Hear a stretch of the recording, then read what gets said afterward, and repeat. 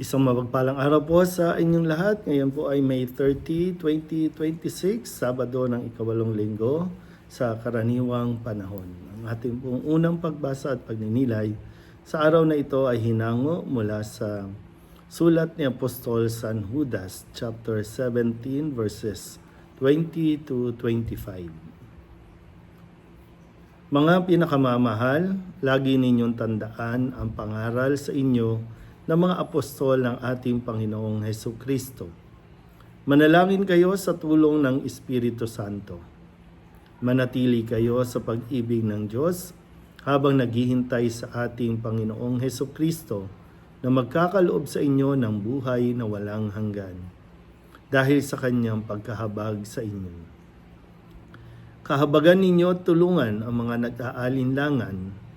Sagipin ninyo ang nasa apoy. Ang iba na may kahabagan ninyo.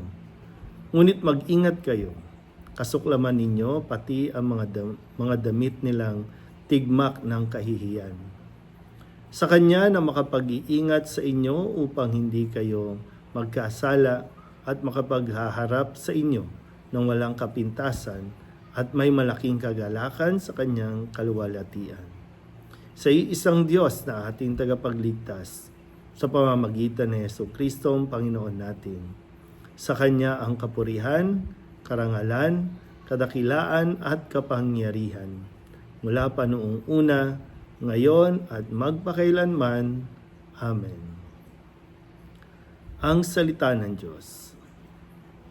Muli po, isang mapagpalang araw sa inyo pong lahat. Sabado na naman at lumipas na naman ng isang linggo. Napakabilis ng mga dumaan ang araw at patapos na tayo para sa buwan ng Mayo, no? At sa Lunes ay panibagong buwan na naman at nawa, no? Sa kabila ng mga nangyari sa buwang ito, napakaraming kaguluhan sa ating pong mga politician, sa gobyerno natin, bagamat napakaraming krisis, maging sa ibang bansa ay sila ay hindi magkasundo at patuloy na nagpapalitan ng mga kung ano-anong mga kwento. Kung kaya maganda po, no, na isa puso natin sa isip lagi itong mensahe sa sulat mula kay Apostol San Judas. Maikli lamang po ito, no, na sulat. Kung bubuklatin ninyo ang Biblia, ilang pahina lang ito matatapos din yung basahin, pero maganda po, no, ang kanyang panawagan na tayo ay manatili sa pag-ibig ng Diyos habang naghihintay tayo sa pagbabalik ng ating Panginoong Hesus Kristo. So San Judas, no, isa sa 12 alagad ng Panginoon, nakasama niya, nakausap at talagang sa tulong din siyempre, no, ng tinanggap niyang biyaya o kaloob mula sa Espiritu Santo ay kanyang ipinapahayag ngayon ang kanyang pananampalataya at ibinabahagi ito sa atin para din sa ating kabutihan at kaligtasan.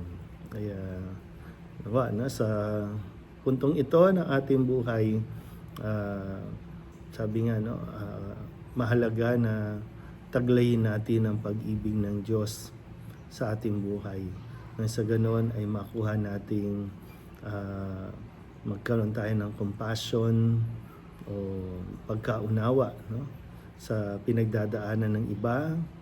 Magkaroon din tayo ng pag-unawa sa mga taong hindi kumikilala o hindi naniniwala sa atin, no, na siya naman tunay yung katotohanan, no, na talagang hindi mo mapiplease ang lahat, kaya hindi mo rin makokontrol ang pwedeng isipin at sabihin ng ibang tao sa iyo, pero ikaw, kung nananatili tayo, no, sa pag-ibig ng Diyos, magagawa natin mas maging malawak ang ating pangunawa sa mga taong medyo kapos sa kanilang pag-unawa at pag-intindi.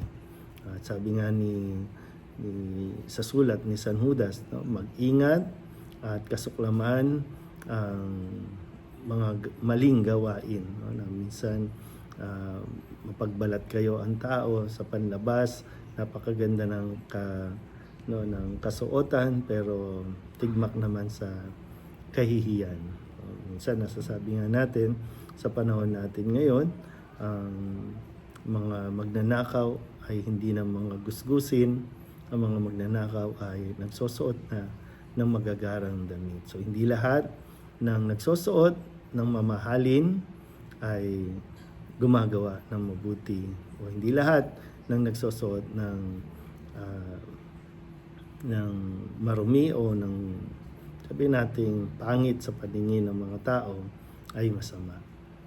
So tingnan natin itong pagkakaiba na ito. Tayo ba sa atin bang panlabas, katulad ba ito ng panloob, o magkaiba din ang ating kalooban sa nakikita sa ating pong panlabas? Muli po, isang mapagpalang araw sa inyong lahat.